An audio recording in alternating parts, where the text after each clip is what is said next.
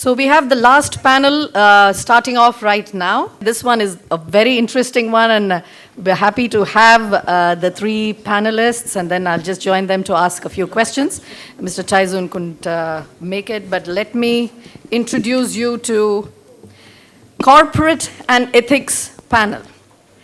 Can you do business and still be honest? Can you do business and still be incorruptible? We have three people here from three parts of the world. One of them you met yesterday, that's Dushyant, Shridhar. Big round of applause and thank you for coming back all the way from Abu Dhabi again to be amongst the Bitsians. We're really proud and happy you're with us again. We have Pratap. Pratap is a Bachelor of Commerce from University of Madras and a chartered accountant. He's based in Riyadh right now, and he's also from KPMG and manages risk management and global quality. Pratap, welcome to BITSA Global Meet.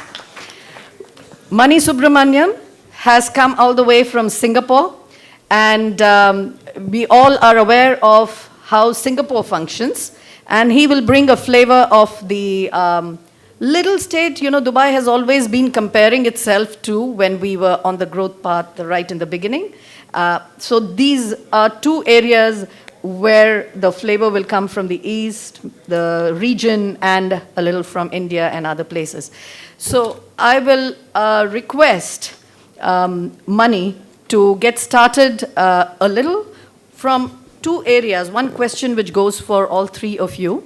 And is business possible without being corrupt? Thank you, Sandhya.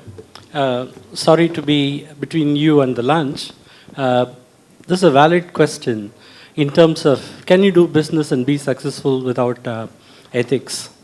I feel ethics is a fiber that gives you a long-term karma and the result.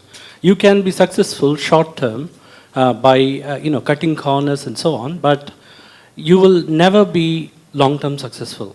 This has been demonstrated in a small, tiny dot city in Singapore. Lee Kuan Yew, when he was unceremoniously dumped by Malaysia to form a country, what he did was to bring in like-minded associates who were excellent in their thought process, patriotic in nature, and had a moral fiber that made them accountable for their actions.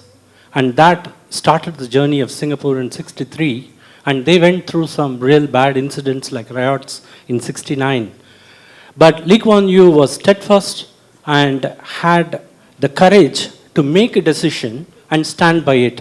One of the big decisions he took was not to have a casino in Singapore. As you know, Chinese are the most gambling tendency.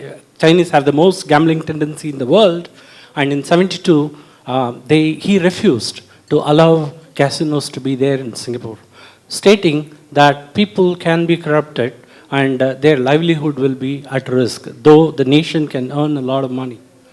And after 30 years, when Singapore did build a casino, he said, yes, I made a mistake, but I stand by it.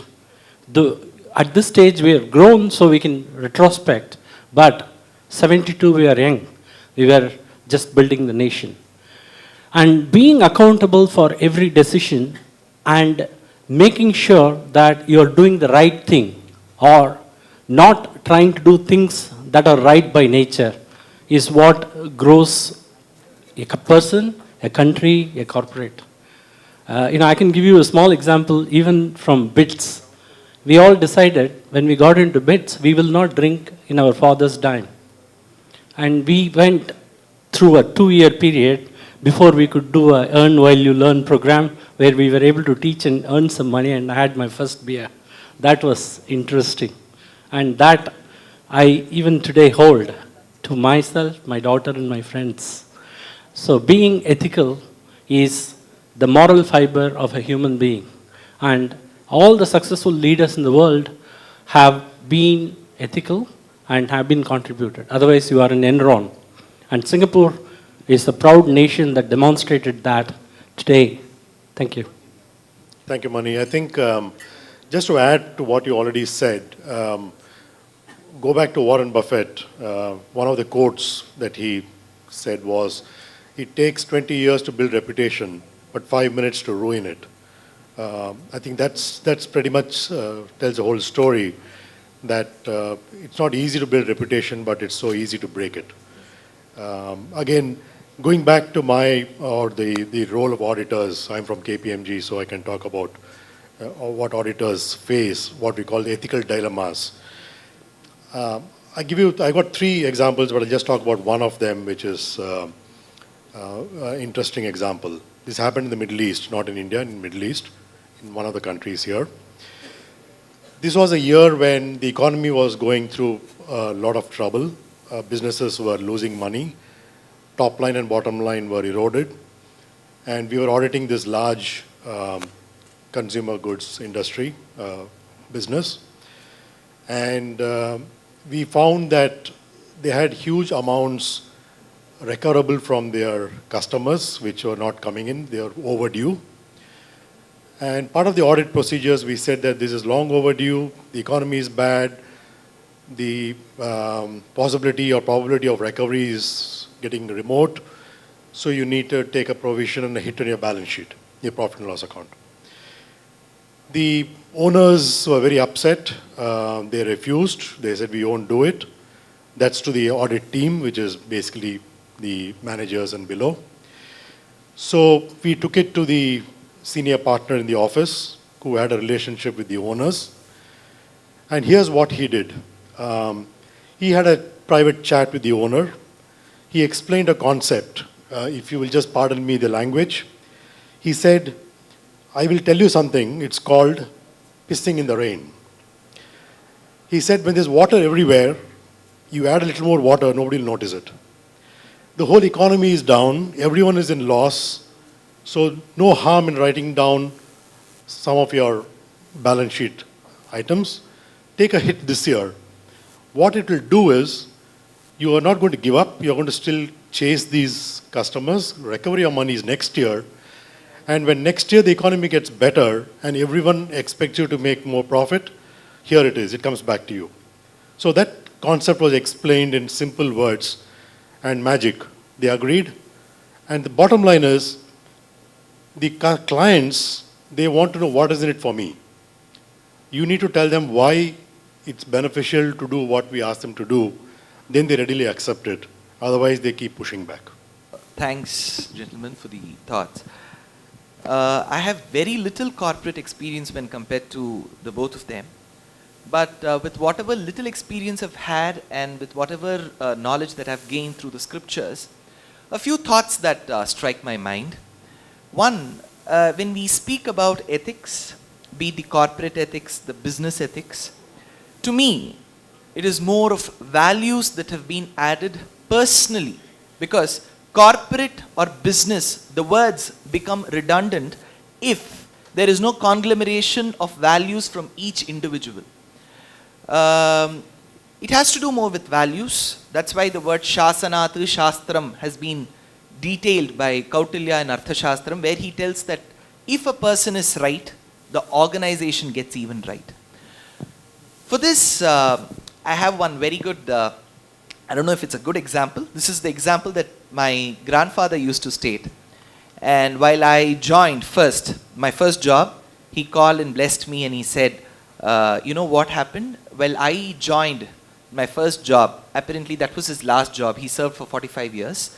So he said what his grandmother said. It's just like if you've seen the Woodward's dry water advertisement where the child cries and the mother says, this is what your child did, your grandmother did. So he said what his grandmother said. My grandfather joined a bank called the Imperial Bank, and that was the erstwhile name of the State Bank of India during the British regime.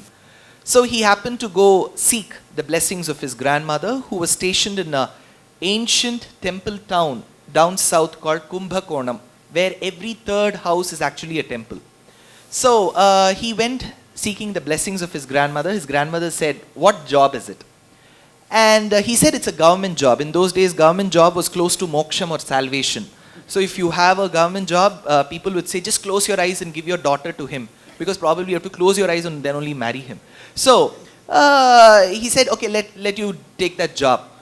So the moment he said it's a government job, something struck his grandmother, and she said, go visit the shrine of Garuda. Garuda is the celestial vehicle to the Lord, and go to a place called Madurantakam. That was 260 kilometers away. Imagine like 50 years back traveling that long.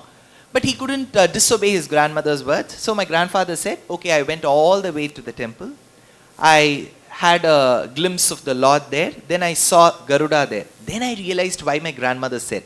Because the previous statement was, are you going to a government job? And the moment he said yes, came this recommendation, go visit Garuda. Garuda incidentally in that temple has 4 hands, 2 above and 2 beneath. So she had a point when she said you need 2 hands beneath if you're going to join the government job.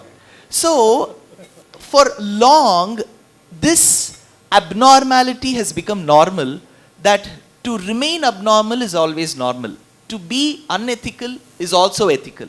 So that should go away. And with whatever little experience I've had, I have had experience in pharmaceutical market research where I had to accompany a few of the representatives and go to doctors and interview.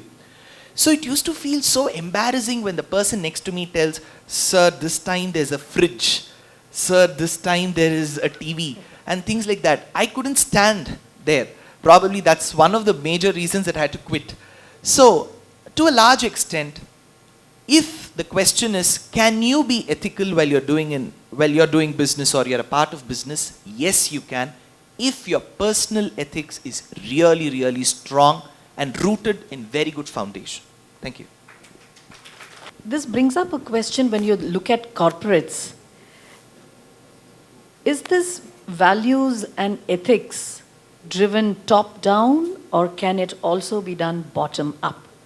The reason I ask this is in the context of India, where when the British actually came in with the East India Company, the way they got in was they bought over various Rajas, Maharajas, and then it happened. So in that historic context, just to understand, because a lot of this audience is Indian, that's why I'm giving that context, but is it top down, or is there does it start bottom up? And same way, can the change start from the bottom, or can it be top down? So what's your take on this? I'll start with probably Dushyant and then come this way. The question that you've posed is, if it has to fall from the topmost position to the ranks below, or the vice versa. Okay. There's an interesting, see, every little talk of mine will be interspersed or intertwined with fables and from the scriptures. Incidentally, when we speak about describing the idol, there is this ancient art called Agamam. Agamam is the ancient science of constructing a temple. So that Agamam tells, you can describe the idol head to toe. It's called Keshadi Padam. Kesham is the hair that's above your head. Padam is your feet. Or Padadi Kesham. You can go from the feet to the head. So the question, the answer lies to the question, you can do both. Both is necessary. But what takes precedence over the other? If I remember right, we had a principle called ILATE. Inverse, logarithmic, algebraic, trigonometric, exponential. When you have 5, which one to take first? So, what comes first? It's the top down. The top has to be very, very strong enough to guide, to be of a very, very important position to inspire the followers. It's just not for business. If you take running a country is a business, then the leader, the minister has to be that good to lead the people below, in the below ranks to lead. So it both top down and bottom up serve the purpose, but top down has a slighter, more precedence, importance than bottom. So with the same auditing context, the accountants and right at the top, if you can just Sure.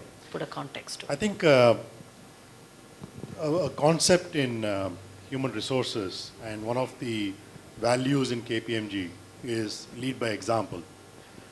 And I think when it comes to setting a trend, it always it's quite natural for people to follow what their leader or the boss does. And at some points, it also becomes a good excuse when somebody does something wrong, and they can always say, just because my boss told me to do it, or my boss did the same thing, so why am I wrong? So I think lead by example is there. But I think on the reverse side, when there is a sort of a pressure group forming, it's bottom to top. When the people at the bottom think that something wrong is going on, then they sort of team together, and then they bring a pressure on the top to change. So I think that's the two-way process. Has this ever happened? Any example that you can think of, maybe after money? That'll be really... I think my opinion is leaders drive the culture and everybody else follows it. There is no other alternative. If a leader takes accountability, even if there are some failures at lower levels, the leader will have to take the responsibility to correct it, fix it, make sure that that doesn't get repeated again. One of the things I saw in, a Singapore context was in building the East Port. When they built the East Port, they had a requirement to bring in companies, and it required to go for a global tender. But there were a few irregularities that were found, and a minister was involved in that. This is one of the very rare occasions in Singapore. Lee Kuan Yew didn't point out the minister. He apologized unreservedly, and he corrected and made sure that he fixed that issue. And in the background, the minister himself resigned. So I think that is where, instead of washing this, washing the dirty laundry in public, instead, if a leader says, yes, I did wrong, but this is how I'm going to fix it, that shows the courage, that shows the leadership, that shows the difference. And another area that, the recent one you saw was in the Volkswagen. When the issue of emission was notified, what happened? People were trying to blame a worker, a guy who wrote a software. It was not true. A CEO should have said, I will step down. It was under my watch. I made the mistake. He should have done that. Then Volkswagen wouldn't have lost the kind of reputation and also the monetary revenue values. That's what I think. So a leader has to be responsible, accountable, and be the one who drives this as a change. Thank you. Thank you very much for that. Now this leads me to the question of what is success. Because invariably any action within an organization or a group is you're heading towards something called success. And to be successful, do anything to get there. And that anything is probably anything, right? So what is the definition of success as a message to so many of our volunteers? We have about 50 volunteers, youth, and many others as well here. How should they see success? Is it money? Is that what is the road? What is success? And how can we ensure ethics and values on the road to being successful? So these are two questions into one. So whoever would like to start, shall I start with you, Pratap? Yeah, I think one of the key points in response is we should remember that wealth does not equate to peace of mind. So a lot of people are chasing wealth, but you realize that it's a mirage. You start with wanting to break the $100 million mark. You reach 100 million, then it goes to 200 million. But I think in the process, you just lose your peace. You lose your peace. So I don't think success should be equated with financial, monetary successes. The other thing is, I go back to the concept of Satyam, if you recall what happened in Satyam. And the terminology or the, when he confessed what happened, you remember what he said. He said, it is like riding a tiger, not knowing how to get off without being eaten. I think that's sort of just picturizes what happens when somebody wants to make money but doesn't think of a long-term sustainability of that money. It's very easy, like I said, to make money, but I think if you don't do it the right way, then it doesn't last. So the means is as important as the end. Back to an anecdote from one of the scriptures, what they call success as. In this ancient epic of Valmiki called Ramayana, there's this place where Ram triumphs over Ravana. He wins in the battle. And Ravana's wife, Mandodari, she was an erstwhile daughter of an Yaksha. Yakshas were very powerful people like Bahubalis in those days. So she was a daughter of a Yaksha, and she was quite surprised that her husband, Ravana, such a great king with such great valor, could ever be defeated in a battle against humans. For them, humans were primitive mortals who can just about fight. So she was quite surprised, and she wanted to first abuse the person who defeated her husband, and second, she wanted to have a glimpse of the person whoever defeated. So with her disheveled hair, she comes running on the battlefield, and to her it didn't matter that Ram had won over Ravana, and for her that was not success. So she came running. Valmiki is such a great poet. Rama is seated on a stone. The rays of the sun are falling on him, and there's a shadow falling on the earth. The moment Rama was looking at the ground, he saw the shadow of one person fast approaching him. Looking at the shape of the shadow, he could get to understand that this is the shadow of a woman.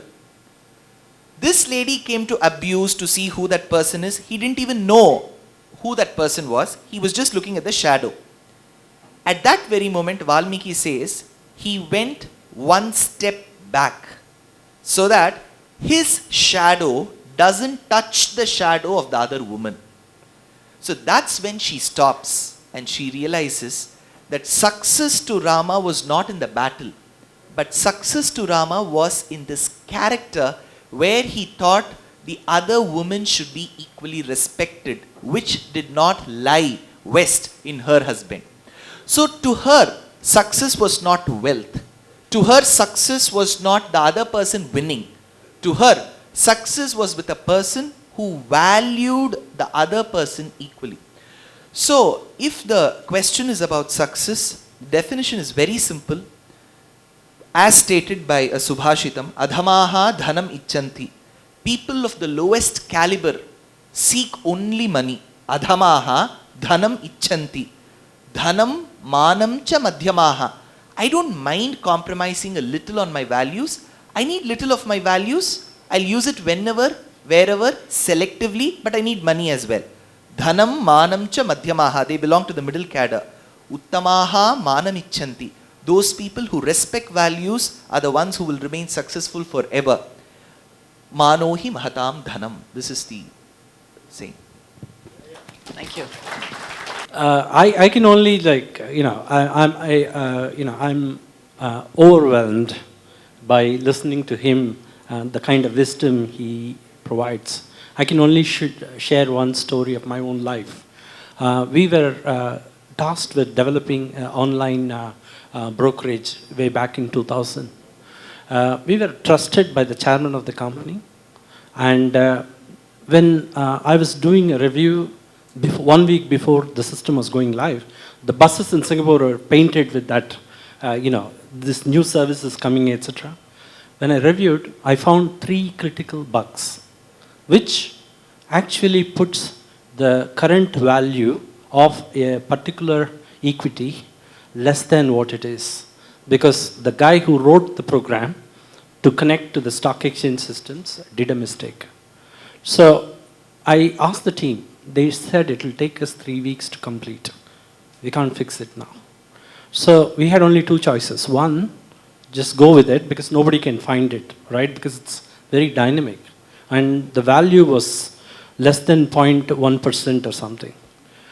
And then we discussed, and then we realized that this can be a black mark on the service, and that could ruin the industry per se, right?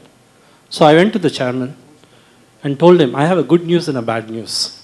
He said, what is the, okay, tell me the bad news. He said, you have to defer the launch by 3 more weeks. I said, what's the good news? Your reputation will be intact in the industry, and I'm willing to take a penalty clause, which will provide you with half a year of service credit in maintaining it. The chairman actually said, are you joking or are you telling the truth? I said, this is the truth. If you believe in me, give me the chance. Otherwise, I'm willing to write off this entire thing. And the chairman gave me the chance of 3 weeks. And he's a lifelong friend. And he has referred to me to 10 other customers. We realized that, it was not like, we were trying to be moral, we had ethics, etc. It was simply a human being's decisions to do the right thing. And I think that evolved from the team. The whole team was behind me. My CEO blessed me. He said, you take the call. And I think that's what I feel. And that I consider as a success. Because I lost some money through the penalty clause, but I gained a friendship. I gained so much of market share after that. And success is always the journey, not the destination. And money is the least of it. The happiness and the peace that you attain from doing this is what I feel is the greatest good for all of us. Thank you. Thank you very much. Thank you, panelists. We are almost to the end of this session and the BGM.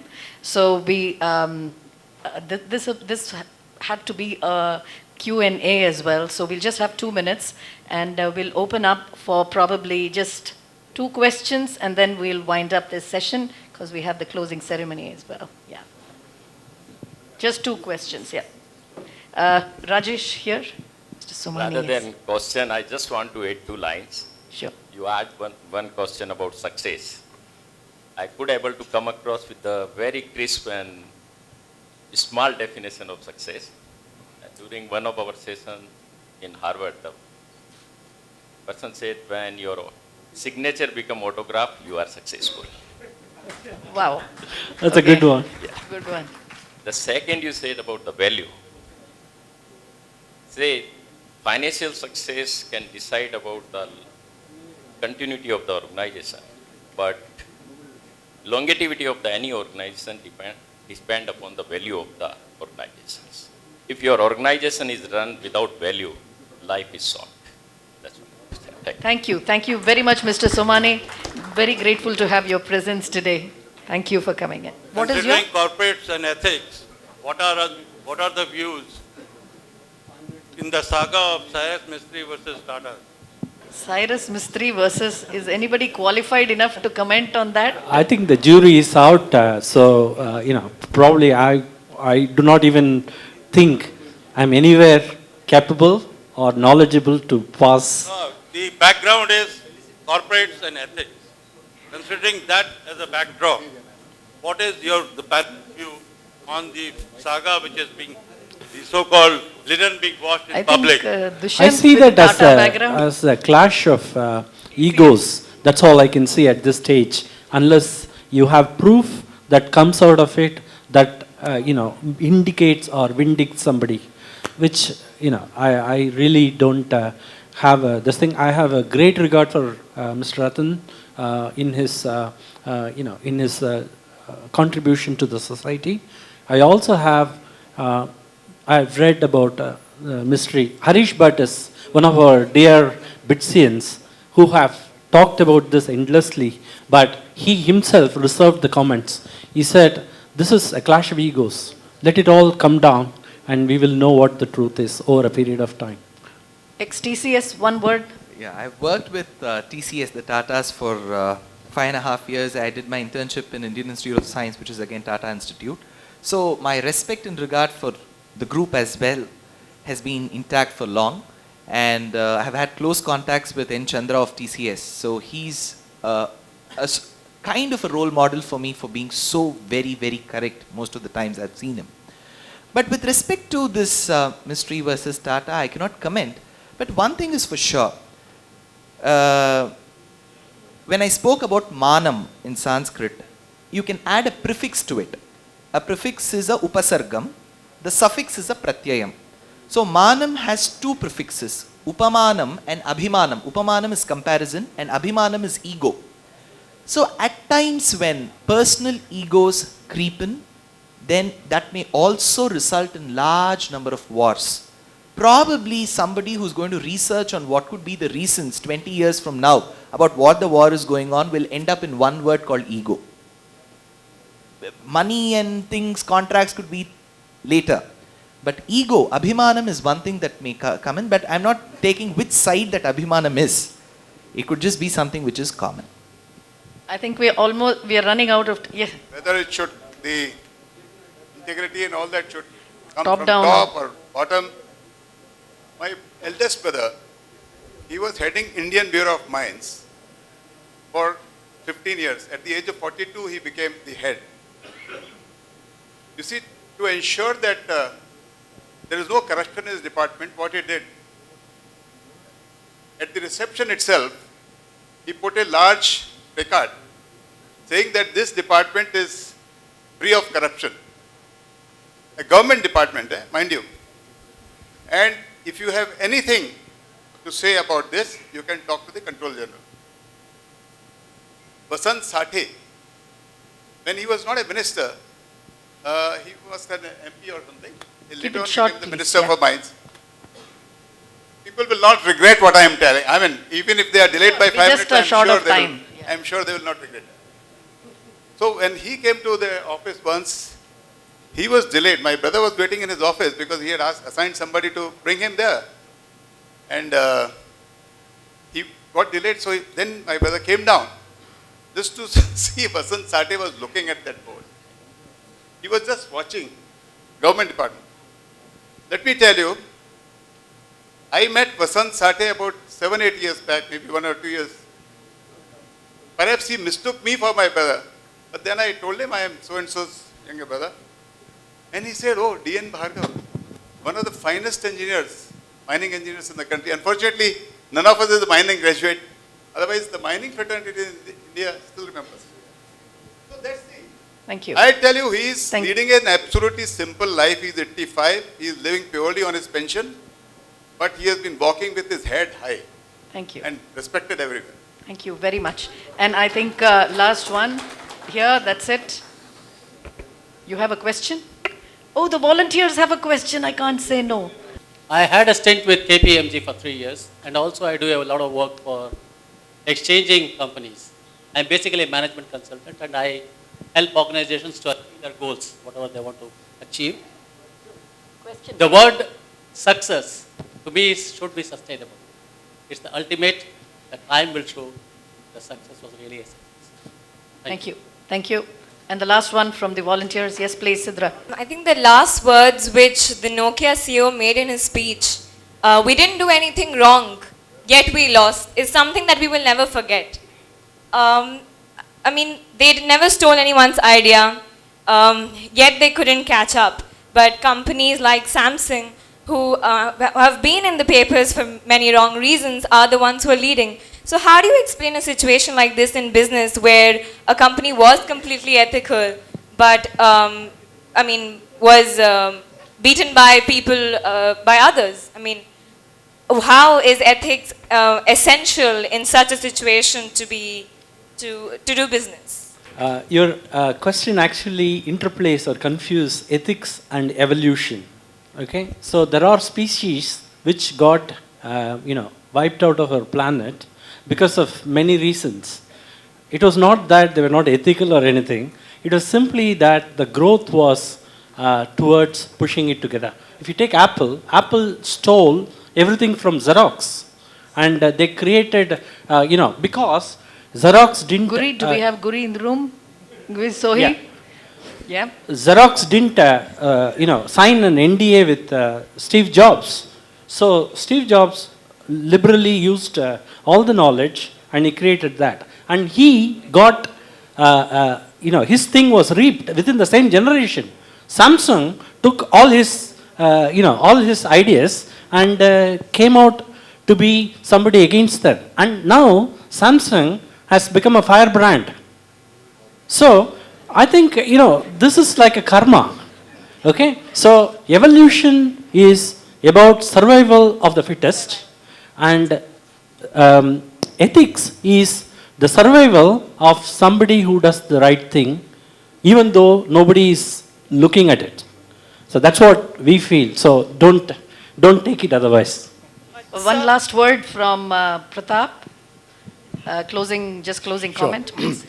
Yeah, there is an institute called Ethisphere, which actually evaluates corporates on their ethics. In 2016, they named 131 companies for being ethical in their conduct. These 131 came from 21 countries and 45 industries. This is the 10th year in 2016 where they published these names. That list includes 14 companies which have been on the list for 10th year in succession.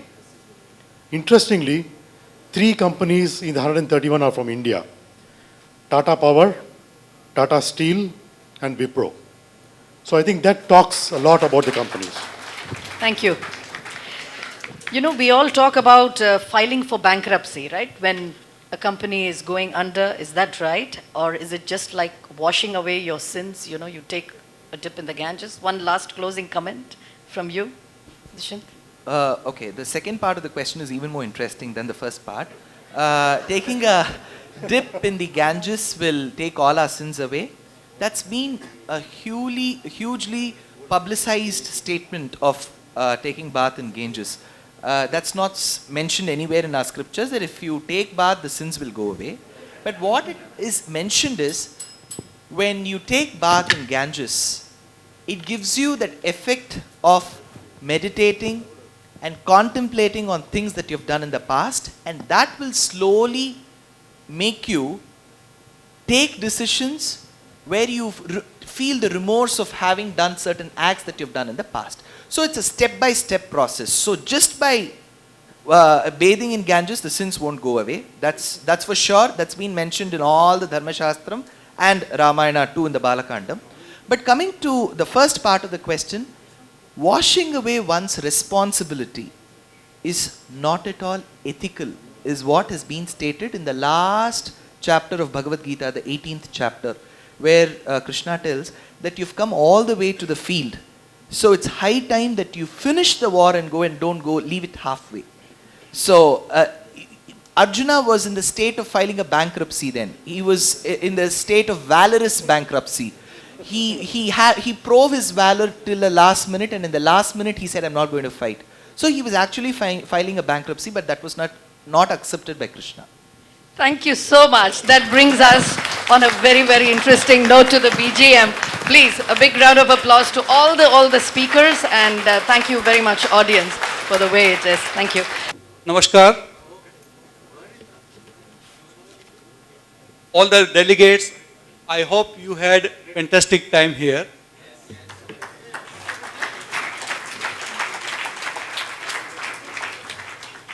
This event would not have been possible without the support of our main sponsor.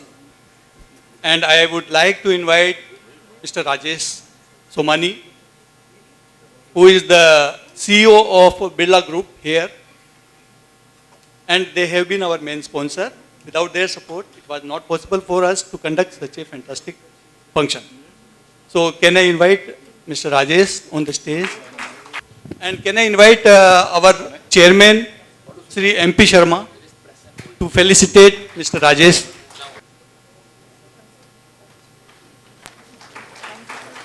Is Ravi there? Ravi?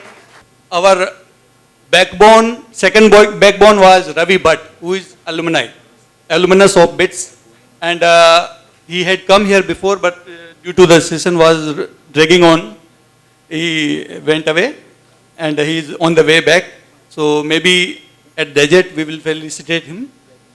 And last but not the least, most senior person among us who belong to batch 1952, Mr. SBL Jain. Can I invite Mr. Rajesh Somani to felicitate our senior most member?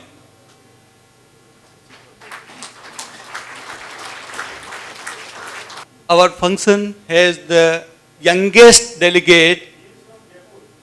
Yeah, Mr. Jain is from Jaipur. He was the chairman of RSEB and still living a very active life. And last but not the least, we have the oldest lady delegate with us, Mrs. Mitra. Friends, due to shortage of time, our valedictory function will be held in desert because we are short of time and we have to move to desert.